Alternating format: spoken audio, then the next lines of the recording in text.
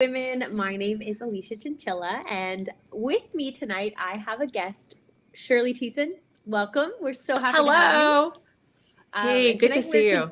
it's so good to see you. You're amazing. And tell us, where are you actually right now?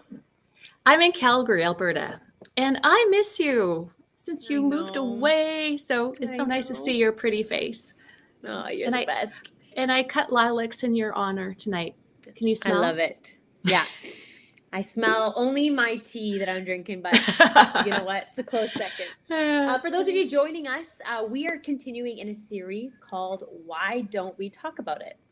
This is a series that was just birthed out of an idea that, man, there is so much we wish as women, especially in the church.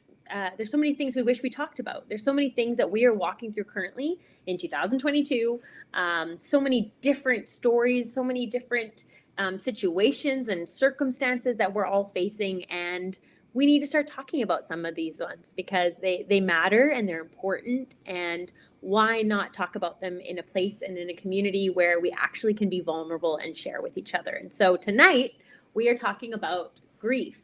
That's a heavy one. It's not, as fun of a topic to share, but I've invited my friend Shirley here because she not only, I know, Shirley, I'll let you get into it, but she's not only walked through her own grief. God has really used her story to inspire, to help, and to walk alongside everyone else who is grieving as well. And so she's super inspirational. I personally have been impacted by just her journey and her story. And so I've invited her to join us tonight because we need to talk about grief, and more so, we need to learn how we as a community, as we as women, can actually walk alongside other people who are grieving. And so welcome, Shirley. Why don't you tell us a little bit about your story and who you are? All right. Well, thank you for this opportunity. Really, you are courageous to go into these topics of what don't we talk about? Why don't we talk about it? But so let me take you into my journey almost 10 years ago, 2012. My husband and I have two children. We have a daughter named Chantel and a son named Jordan. And that year, I just knew it was going to be a big year of milestones, particularly for my son Jordan.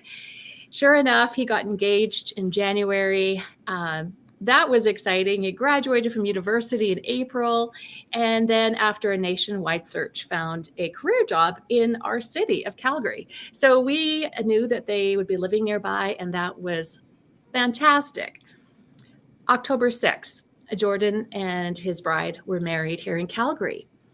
And, my husband and I just couldn't stop smiling.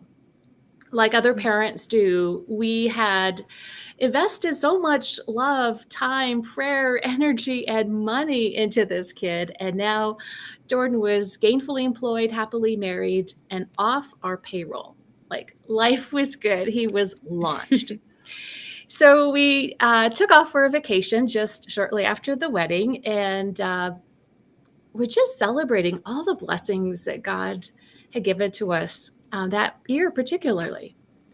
Well, October 18th was a beautiful day, and I remember thinking, I'm going to go hang out by the pool with a good book and relax. But first, I needed to do one errand. I just needed one thing. I was going to shop like my husband very efficiently, like in and out. Find it, buy it, take it home, done. But as I walked into the store, I was quickly distracted by a rack of dresses on clearance. And so forgetting that I was in a hurry, I went over just to have a quick look. Well, there was a black dress that clearly did not belong on this rack, but I was attracted to it. The fabric was really soft. I loved the design. It was beautifully lined, but it wasn't my size. I didn't need a dress. I put it back. And as I started to walk away, I heard these words. I want you to buy that black dress. You are going to a funeral. My head whipped around to see who said that. There were people in the store, but no one was near me. Confused, I continued to walk away, but this time I could read the words in my head like a news ticker. Before I knew it was happening, I'm in the change room, standing in front of a full-length mirror wearing the dress. It fit so well. It felt so comfortable. But my rational thought was this: I don't know anyone who has recently died. I have no funeral to attend. Besides, I already have a black dress in my closet. Like, what am I doing? But that message repeated, I want you to buy that black dress. You are going to a funeral. You know, I've heard God's whisper to my spirit. I've felt his nudges, but never before did I receive such a bold directive. I could not avoid it or deny it. I bought the dress, unsure to whose funeral I was meant to wear it. Well, I didn't have long to wait before God revealed the meaning behind the message. Just a few hours after that shopping trip, a California police officer was at the door of our condo. He brusquely asked two questions. Do you have a son living in Calgary, Alberta, Canada? Yes. Is his name Jordan Thiessen? Yes. And then my worst nightmare started to unfold. Our 23-year-old son, just married 12 days, had been killed in a workplace accident. It took me a few minutes to connect the dots. That black dress, the one I had just purchased, like now I knew to whose funeral I was meant to wear it. My son's funeral. And I sobbed in disbelief. But you know, the verse that came to my mind that day was Deuteronomy 31:8 that says, the Lord himself goes before you and will be with you. He will never leave you nor forsake you. Do not be afraid. Do not be discouraged. The Lord had simply gone ahead of me, I felt, with helping me to purchase this dress that I would wear to my son's funeral. And wearing that dress gave me courage to give a 23-minute tribute to my 23-year-old son on my darkest day. But I wish I could tell you I did not go into a crisis of faith. I did. And as the weeks and the months went by and the fog grief starts to lift and you realize, wait a minute, this is like permanent until heaven. Like, I'm not going to see Jordan again for the rest of my earthly life. And I just started to fall into this pit of despair. And for a while, I was in bitterness. It was an awful place to be, and I could actually see how ugly I was becoming. But remarkably, God used something quite significant and kind of unusual, I thought, to make me change my perspective. Some friends of ours had bought me a sign, and the sign says this: be the kind of woman that when your feet hit the floor, the devil says, oh crap, she's up. And you know, that sign made me laugh. Yeah, that's awesome.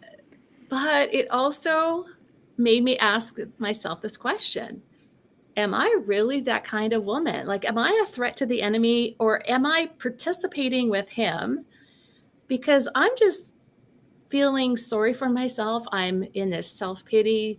I'm self-absorbed. I'm really stuck. And that's when I thought, oh, no, this can't be.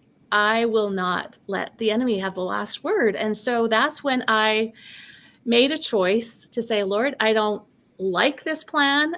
If you'd only conferred with me first, I would have talked you out of this. But this is what's happened.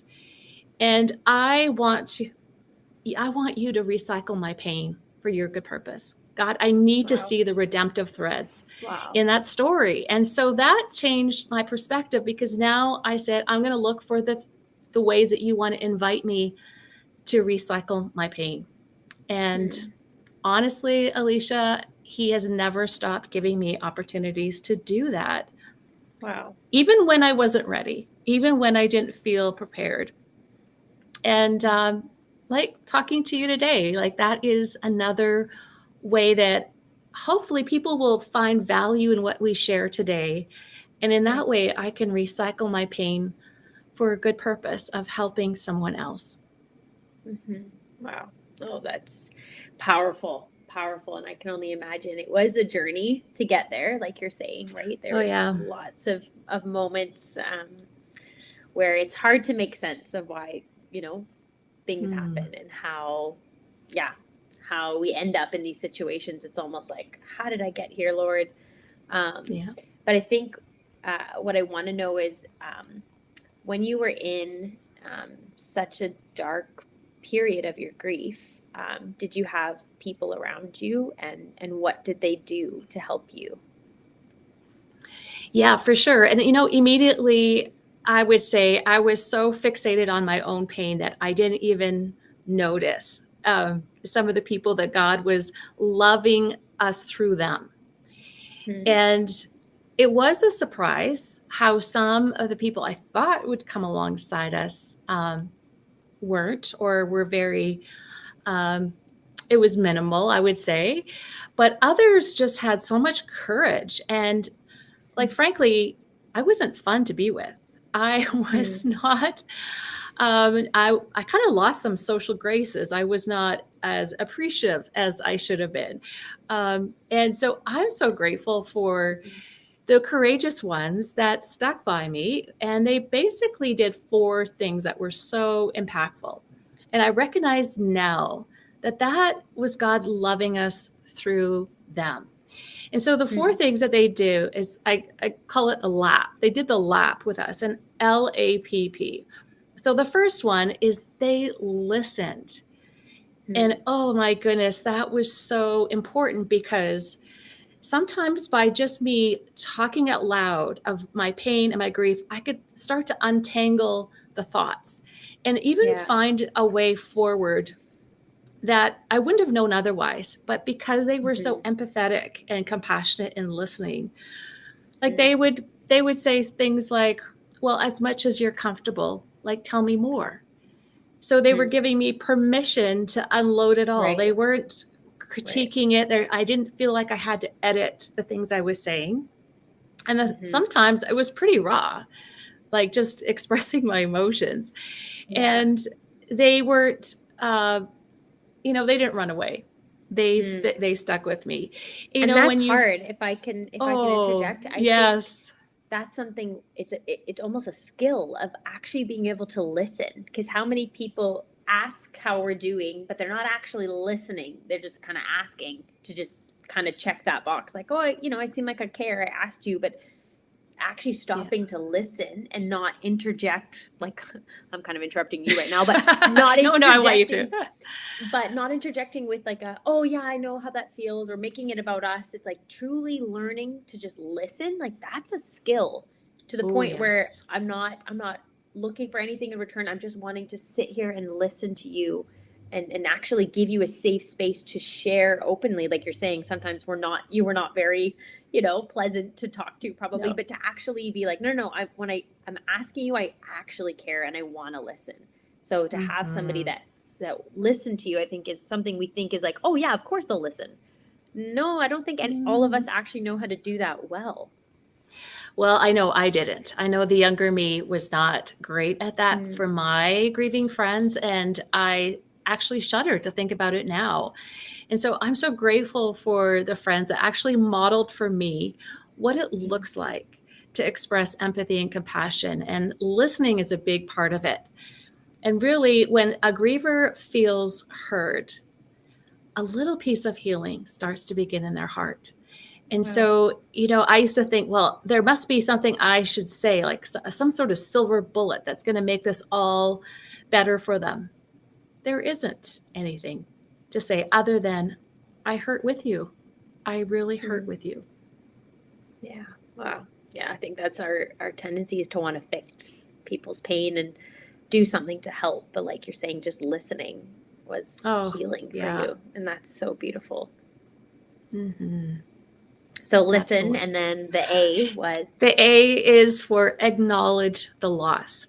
So that's just validating that their fears are real, that their grief and loss are real. It's Here, let me give you some examples of what some of my friends did to do this. I had a friend who made me a playlist of songs that were meaningful to her. And I played those constantly, like driving to work, driving home. It was so impactful. It was her way of acknowledging the heartache that I had. Others, I have a friend that actually made a necklace for me with Jordan's name on it, Oh, I engraved it. love And that. so that I would remember how much they loved us every time I wear the necklace. Um, Others were just taking care of my daughter. You know, Chantel lost her only sibling, and as a 20-year-old, she was devastated. Her and Jordan were very close. And so I so appreciated that friends would do special things just for her. And that meant the world to me. So those are just some ideas of how we can acknowledge the loss, validate their fears, and understand their grief. Yeah. Wow. That's really powerful. And those little moments, like you're wearing that necklace, right? It's like you're carrying Mm-hmm. him. Like, what a beautiful way to acknowledge, like, his life is not just forgotten. It's like, no, there's a long lasting, beautiful impact. Yeah. That's really, And that's it really special. and it doesn't have to cost money. Like there's things that Mm. like my sister will do. Even like Jordan loved Subway, and so on some days she'll just say, "Hey, I had a Subway in honor of Jordan. I'm Oh, remembering cool. him with you." You know, those kind of Mm. things, or just bringing him up as a topic, saying, "Well, Jordan would love this," or you Mm-hmm. know, every time I see your husband Carrie, I think of Jordan because they look so much alike. You know, just those things of not being afraid to say his name. That's Mm. huge. That is Mm-hmm. really huge. Yeah, and I think people like, if I think of myself too, and I've had some really good friends lose their dads recently in the last couple of years, and I think I've been afraid to almost like trigger them, like by bringing it up. But I think that's something you taught me is no, no, no. I think acknowledging is something so beautiful, that helps us honor them and allows them the space to even think about him or remember their dad or have a moment of just like, wow, he was incredible. And so that's something I definitely have learned from you is to acknowledge. And I even wrote down, Awesome. when my friend's dad's passing, I wrote that down in my calendar. So that day I can message my friend and say, I'm praying for you today. Like, I'm going to shed a tear as well. Like, he was an incredible man. Like, Awesome. sorry for like another year without him kind of thing. And Mm, even on Father's beautiful. Day was just this past Sunday. And I texted both of my friends and I was just like, happy Father's Day to your dad. He was an incredible man. And both of them were like, wow, no one's ever done that. Or thank you so much for sending me that text. And so I see the power in acknowledging it, right? And it's something we want to Absolutely. shy away from because we think, who am I? Or I don't want to get in someone's business. But I think if there's someone that you care for and you love, acknowledging is actually a very loving thing you can do. So thanks for sharing that. Absolutely. Well, I'm so pleased that you're taking action on those ideas because I honestly, I wish the younger me had these ideas before. I just didn't. I Mm. kind of had this checklist of things that I thought, I would send a sympathy card, I would attend a funeral, I would give them a hug and maybe send it over a meal or some baking. And then, I was Mm. done. Yeah. But it would be a mistake to think that someone else's grief and loss is not our business. Mm. Galatians 6:2 says, we're to carry each other's burdens and in this Yeah. way obey the law of Christ. And so these four things that a caring friend does: listen, acknowledge, pray, and patiently present. Those are things that I call a hope hero does. And a hope hero Mm. is the affectionate name I give to these friends who did these four things. Maybe not all Mm. of them, but at least one of them. And so kind of on that line of you saying about prayer, like the first P is pray. Mm-hmm. And I just remember thinking back in the day that of course I'm going to pray for my grieving friend, like, Lord, please comfort my friend. Well, Mm. there is so much to pray about because grief affects people physically, emotionally, Wow. Mhm. Relationally and spiritually. It affects every part of your life. And Mhm. so there is so much to pray about, but primarily I would say pray that your grieving friend turns towards God and not away from him with their Mm. sorrow. Because Yeah. when we're in pain, it can easily push us into self-pity. And that's where Mhm. I found myself for a time. Wow. Yeah. Wow. No, prayer is so powerful. Yeah, that's so good. And I think that um, sometimes we feel like, what can I do for someone that's walking through it? And I know there's probably a lot of things you've learned to do and not to do for someone who's grieving. And um, I think one that we get so caught up in is just kind of asking them, let me know if there's anything I can do. And I Yes. don't know how actually helpful that is because Not they're helpful. they're grieving. They're not going to think about you and go, I better text Alicia and tell her what I need from her in this moment as I'm in so much pain and can barely wake up and get out of bed today. But I'll let you know what I need. It's like, no, that's not going to work. And so I think we underestimate even just the power of prayer, of like Mm-hmm. intentionally taking time to intercede for our friends that are in so much pain and grief, and even praying, like you said, that they would turn towards Jesus, not their back towards him, and just that he would meet them right where they're at. Like there's something so beautiful about knowing that you have a friend. And I'm sure this is part of what you felt. And even in my own story, through the grief of our infertility loss and our the loss of the fact that we haven't been able to even have a child, I've felt carried at times, like Mm. absolutely carried through my pain. And I know it's because of it was on the backs of other people praying. Like I actually felt it in some seasons where I was like, I don't know how I'm Yes. walking through this. And I know that there are people standing with me in prayer and I can actually like feel it. Like I can feel Mm-hmm. people carrying me through prayer. And I'm like, that's Yes. so beautiful that God allows us to just intercede on behalf of people and bring Mm-hmm. things to him, even when we don't have the words. It's like, oh, I just think it's so beautiful. And so prayer is huge and something we It should be doing is. first. That should be our first reaction. Even if you don't know that person, just pray. Mm-hmm. So that's really And cool. you know what I've really found helpful is when people would actually write out their prayer and send it to me. Because Mm-hmm. then I could reread it too on particularly dark days and go, Lord, Yeah. thank you that this friend is praying on my behalf. Like it is very honoring to know that someone is contending on my behalf. But just to Mm. be able to read those words is powerful. Yeah. No, that's so true. That's so good. I need to be better at that. And I have one friend, she's so good. She always says, instead of just saying she's gonna pray, she voice notes me her prayer. And that even is like, Oh, that's oh, then I'm sitting awesome. there crying because I'm listening to her pray. And I'm like, and then like you said, you can replay it on those moments or those Hmm. mornings or those days where you're like, I need to listen to this. And so that's really Yes. good. That's a really good point That's a to, great idea. That's a great idea to run away with this. I like it. yeah. Yeah. And then the last P was patiently be present. Is that was it? Yes, patiently be present. And, the younger me used to think that, grief is pretty much wrapped up in a year or so. Like, I don't even know where I got that idea, but Hmm. we live in this grief avoidant society. I think it just Right. makes us more comfortable if you are over your grief and you're doing better. It makes me feel okay, we can move on now. But honestly, the only people who think grief has a timeline are those who have never experienced a devastating loss. Wow. And I know now that even though I love Jesus and I'm a woman of faith, I will be grieving the rest of my earthly life until heaven. Yeah. And Yeah. yes, it will soften, my grief softens over the years, but Jordan is always top of mind, always. And so there is always, even when there is happy things happening, there's this Hmm. little bit of sadness, right? That he's not Right. here to enjoy it with me or share it with me. And so, Yeah. I live in this perpetual thing of being sappy, like sad plus Yeah. happy equals Yeah. sappy. Yeah. Totally.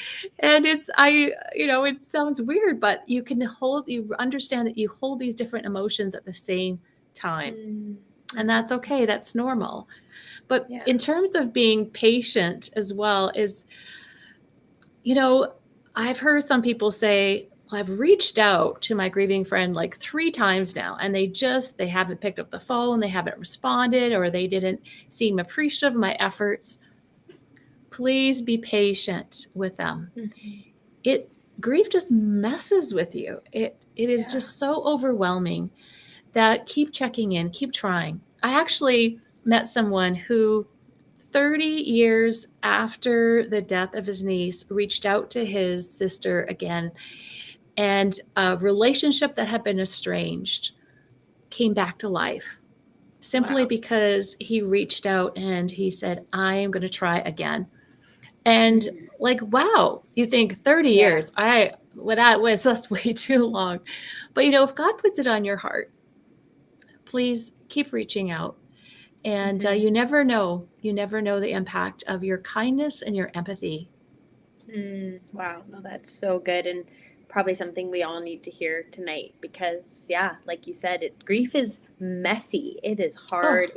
There's no rhyme or reason to what it looks like and how it looks for every single person. It's so different. And I think what's interesting is that we know, and you've said this before, that, one out of one people die. And so regardless of what stage of life you're in, we know some way, how, shape, or form, somebody around you is going to die. We are ultimately going to die.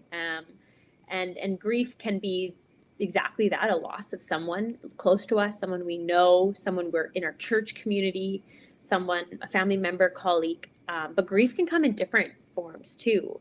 And so like a loss of expectations, I've experienced grief in just this loss of thinking that I could just have a child when I want to have a child. Now we're 4 years in and I'm like, I'm experiencing a lot of grief in this journey that I've been on. And I think it's tricky because one of the reasons why I really have felt like we need to talk about this is that regardless of what your grief looks like, whether it's through a loss of a dream or the loss of, the grief of waiting for a spouse, a child, a loss of a job, right? There's so many ways, shapes, and forms that grief can happen in our life. And I think we as a community and we as women need to learn, how do we walk with people through that? And so I'm curious to ask you, why do you think we struggle so much to walk with people through their grief?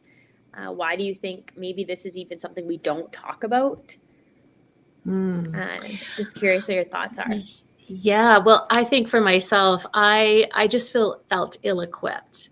And I had a kind of a few things that I would do or say. Like, now I think about it, I just shudder. But I would say, well, at least, Alicia, your loved one is in heaven. Or at least you had him for 23 years. Or, something like that, that I wanted my grieving friend to see like a silver lining, or like, look at the bright side. And I'm realizing, oh my goodness. So those things were perpetuated. Like even today, I run into people who get those kind of responses from their friends. And it's wounding because you're not acknowledging the pain of it.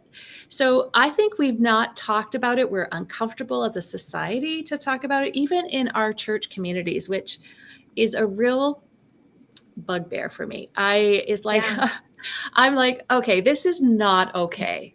It is not okay that we are not a safe community for many who need to authentically grieve. Yeah. And so I'm so grateful for people like you are opening up the conversation and saying, well, let's just talk about some ideas, because we're all wired differently, and we're all going to, if we can even just pick out one action item from what we share today that someone could be a hope hero.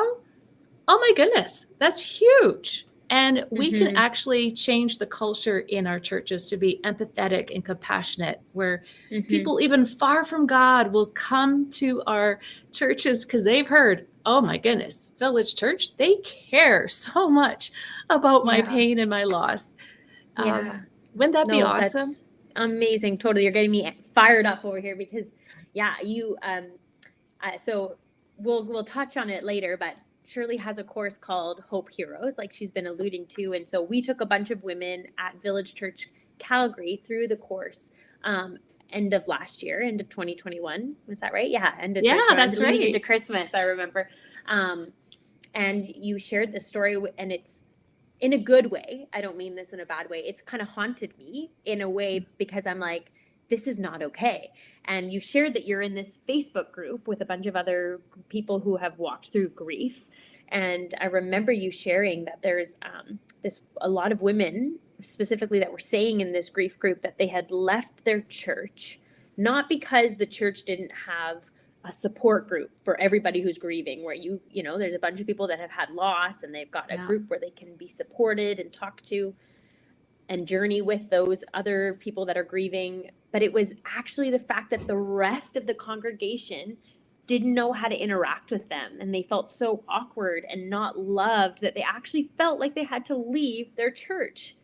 And I'm like, that is not okay. Like, especially as you're talking about in Galatians, like, we're called to bear each other's burdens. We're called to actually walk alongside. And if we're supposed to be the hands and feet of Jesus, who literally went into people's situations and sat with them and cried with them and entered into their pain with them, if we don't know how to do that well, what are we doing? Like, we have the most beautiful example of Jesus and how he walked this earth.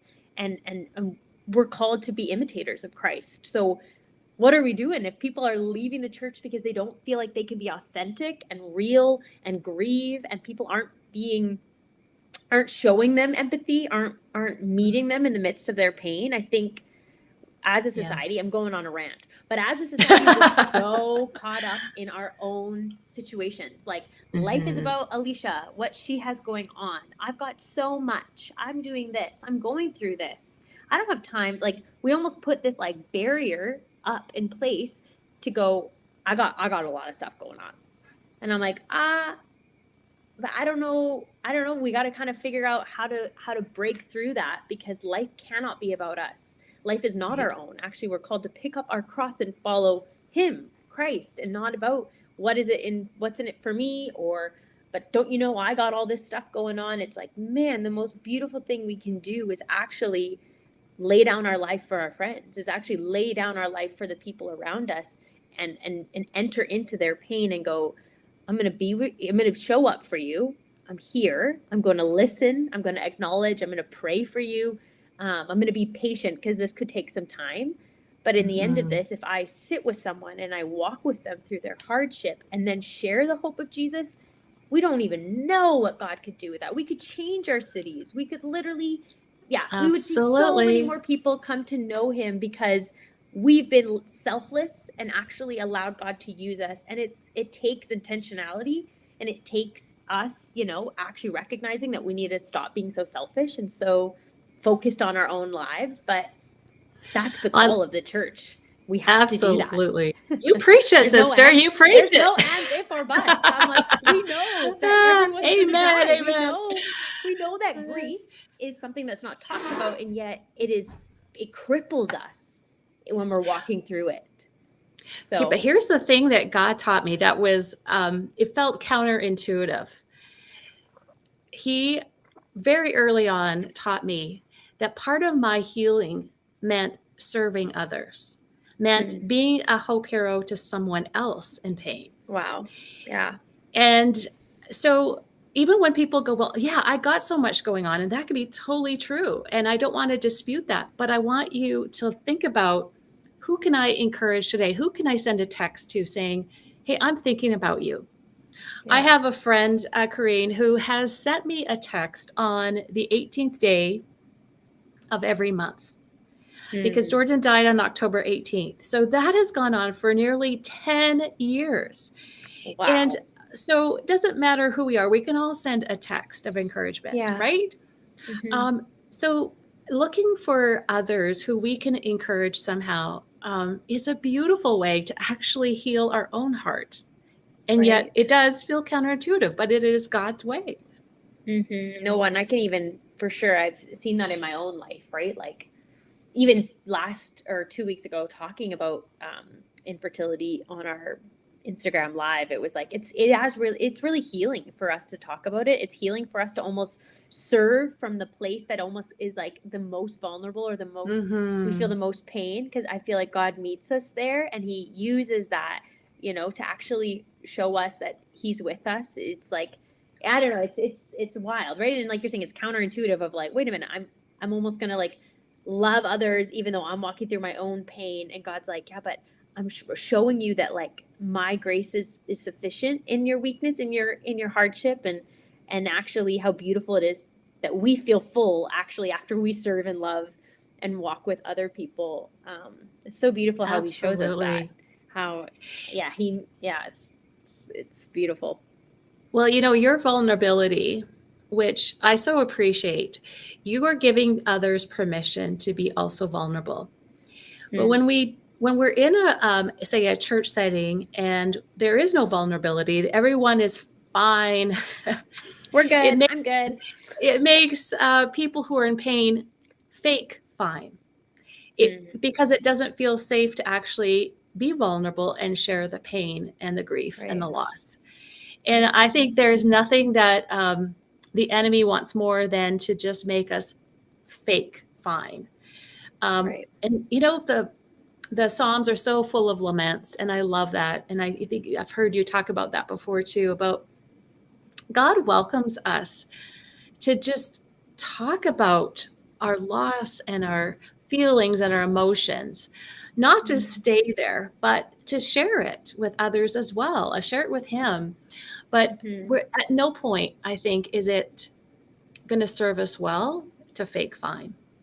Yeah, no, for sure. No, that's so good. And I think even as I'm reflecting in my own life, I'm like, man, sometimes we also think like I gotta have, like we're giving such amazing practical tips and tools, and this is amazing. And I think I could have used this also years ago.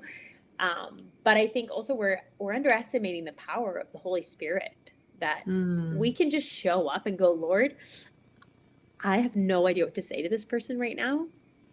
I have no idea even what to pray. I see this person over there in the corner. They look like they're struggling, or I know that they've been walking through something hard.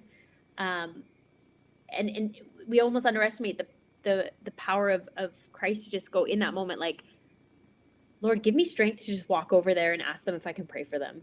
Yes. I don't even know them. I wouldn't even know what to say, but actually allowing us to lean on Christ for strength and go, God, would you speak through me? Father, would you, put somebody in my path today that I can encourage? Or Lord, I'm going to trust your timing, and you've put this person on my heart today. Like we've kind of like made it so much about what we have to do, but recognizing, like you've said, God's already gone before us, and he will give us the strength, and he will give us the words. And do we actually believe that he wants to use us to share the hope that we have in him? Does he actually want to, use us to be his hands and feet? And I think we almost sometimes take him out of the equation, even though we can't do any of this without him. So exactly. It's funny. Well, I love the idea of just starting the day by asking God, who do you want me to connect with today? Who can I encourage? Who just highlight somebody to me, bring their face to my mind. And it's amazing how he will do that. Yeah. And it's almost like starting the day with an adventure. Like, okay, God, who is it today? And it doesn't have to be huge. It can be even little things have enormous impact. Yeah. Yeah, that's so beautiful. And I think you talked about it just a couple minutes ago, but how beautiful would it be if, the church could be, it should be, people that enter into the pain and share the hope of Jesus. And I know you talked about, even this is a while ago, but Rick Warren, was it, who said his church was growing because people were they were noticing. Yeah. They were noticing people in pain. Actually, it was before COVID that he had taught his people to do 3 things. He said, notice people in pain, listen to people in pain, and then as you practically care for them in pain, share the hope of Christ. And remarkably, in 2020, when Saddleback Church shut their doors from March till December, they had their banner year of people coming to Christ. Wow. And you're like, what? How did that happen? Something like 16,000 people came to Jesus that year, more than any other year. And 5,000 was as a direct response to someone listening to a sermon by Rick online. But the remaining 11,000 people were because someone from Saddleback Church had a conversation with someone in pain. They noticed them, they listened, and they cared for them as they shared the hope of Jesus. One lady, so God used one lady to bring over 300 people to Jesus. It's like, Wow. what? Like, that is amazing. But that's what a hope hero does, is because we know the hope of Christ within us, and we're here to Yeah. share it. We're not here to hoard it. We want to Mm-hmm. share it. Mm-hmm. Mm-hmm. And And people he's in never pain, left us alone. Yeah. And that's no. something I think about even walking through infertility for myself, like not having Jesus, like I don't actually know how I would walk through it, because I know that in the midst of all of it, he's been with me, and he's actually been able to breathe new life and sustain me and give me an identity outside of just being a mom, or the wants to be a mom. Like he's actually met me in the midst of my pain and given me a hope, and that goes Mm, beyond my current circumstances. But if you don't have that, it's like, how do you even make sense of what you're walking through? Where do you place your trust? Where's your right. foundation of your life built? And so that's, we have that. We know what that is, and we know, yeah, what Jesus came to do and how he walked this earth, and the gospel, sharing the gospel of Jesus is just like, that's what's going to Mhm. change people in the midst of their grief, and that's what's going to help them to lift their head and go, I might not get it, I'm still feeling pain, but God is good, and so I can take another step, I can face another day. And so I want you to share a little bit about your Hope Heroes course, because if anyone's interested, or you want to take a group of women, I would really, really, really, really, really, really, really strongly recommend you check out all that Shirley is doing, and then touch on your book a little bit too, because that's a really helpful tool for people if they know Yeah, someone walking through grief. for sure. Well, thank you. The Hope Heroes course is basically 2 hours of content organized into 5 easy to digest videos. So it's online on demand. It's an investment of $97. You can share it with your small group or your family. Like, kids can learn how to be Hope Heroes. It's amazing. Mm-hmm. Mm-hmm. So that is something I would encourage you to do, and reach out to me. But it is available on my website, shirleythiessen.com. And on the top right, it says buy the course, and you can just read more about it. But highly recommend that for anyone who just feels like, I just need some handles. I just need some ideas. Yeah. Like, how do I come alongside my grieving friend? And Yeah. then my book, The Little Black Funeral Dress, 5 Things I Wish I Had Known About Grief. This is a very short read. It's only 93 pages. And I've written it for 2 kinds of people. First, I've written it for that person who has experienced a devastating loss. And most people who are grieving have a very limited attention span. And so that's why the book is so short.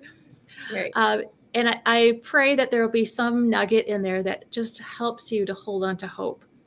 And then it's Mm-hmm. also for that person who wants to know, how do I come alongside my grieving friend?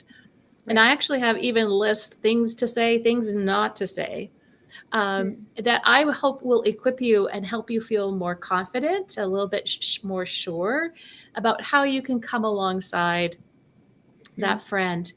Because let me tell you, I used to be a person who would, out of fear, avoid sometimes my friend, my grieving friend. Yeah.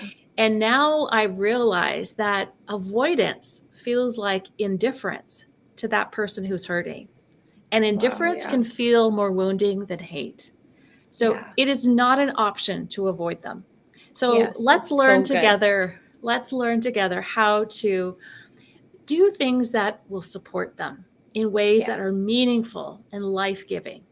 And Mm-hmm. so again, shirleythiessen.com, you can buy my book online there. It's also on Amazon. But I love it when people buy from my website, because then I have a chance to actually connect. And that Yeah. is so meaningful to me. Mm-hmm. And I think that's kind of the hope too in all of this, is as we're talking about different topics, is that, they would, us women would see real life women like yourself who've walked through what it is we're talking about, so that people can make those connections. So please reach out to Shirley if you even just want to connect with her and get to know her more, or, Mm, hear a bit more about her story, or ask her questions. Because I think this is the point too, is that we would continue to have these conversations and not stop here, but almost just open up the door to go, okay, so now we've recognize that we don't know how to talk about grief. And so we're talking about it now. So let's keep this going. I remember after the Absolutely. course too, right after we as Village Women Calgary finished that course, like I just felt so empowered to be able to actually care for my friends who had lost loved ones. And yeah, I just honestly, it was a huge game changer. Even, yeah, like I said, the first time, I felt like I even, for the first time, asked a friend who had lost her dad what she missed about him. And I had never felt like I could even ask that. And I really think this course is going to help so many people. And I think that's the hope, right? That we would, Absolutely. as women, at Village Church, wherever church, women in general, that we would feel empowered to go out and love this hurting society, love our hurting friends, meet people in the midst of their pain, and actually love them well, and share the hope that we have which is Jesus. And yeah, so I think that this is so timely too, and I'm praying that this conversation also empowers us and whoever's listening to this right now to go text someone, to be intentional, to not shy away, but also those who are grieving to recognize and realize that we see you. We know that we need to do better as women, as the church as well. We need to do better in coming alongside people. And so, yeah, we need to just take that step. Well, let me tell you a quick story about my friend Liz, how she was Okay. a hope hero to a perfect stranger. So Wow. Liz is outside. There's a windstorm in Calgary that happened. So she's cleaning up the debris off her driveway. A lady with a dog walks by. She's never seen this lady before, but they stop and talk about the damage from the wind. And somehow in conversation, the lady with the dog suddenly kind of blurts out that she lost her son last year. Wow. He died. And so my friend Liz, being a hope hero that she is, she just says, tell me more about him. Like, what's his name? And, on things like that. And so the lady actually just shared, these two strangers on the street, just sharing about her son. And so my friend, she always has several copies of my book in her house. And so she goes, wait a minute, I'm going to be right back. And she goes and brings her a copy of my book. And the lady goes, oh, thank you. I'll return it. And she goes, no, this is a gift. This is a gift for you. Well, this lady, this grieving mom, was so overwhelmed and so grateful. And in that little exchange between two women that didn't even know each other, like, what a beautiful way of just caring for someone who you don't even know. And God just happens to bring them by your street and you have a chance to share the hope of Christ. Wow. Yeah, that's so cool. And it's so amazing that she would, not shy away from that moment. And I think that that's what I want women to hear, this, that we just have to, not shy away, just open our mouths and just say, even I'm sorry. I think even for me, as I've shared with people in my journey, I don't need someone like we've talked about. I don't need someone to fix it. This is a stranger talking to another stranger, your story. She's not looking for her to fix her problems, but to acknowledge and to say, I'm sorry this is happening. And then also leaning in to whatever Christ is moving in your heart. Like for her, it was, let me go run and grab this book, right? And bless her. Like there are beautiful little things that we can do and be intentional. And so, I'm excited to see what God wants to even do after this conversation as we go out to our broken, hurting world and just take this step of leaning into how we can love people through their grief. And so, thank you. Everyone listening can be a hope hero. Everyone listening, 100%. And thank you for sharing your story with us tonight. Thank you for being vulnerable yourself and kind of walking us through your journey as well. I know it was not easy, and I'm just so encouraged that you've said so many times, like, oh, my younger self, but here you are now, right? And God's using you now, and I'm so grateful. And it's those moments where we stumble and fumble along the way of, oh, I didn't get this right, and I didn't know what to say, but we learn from those opportunities, and now it's almost a testimony of now how God can use you now and how he wants to encourage us as women. So thank you so much for sharing. Well, I love you, Alicia. Thank you so much for opening this conversation.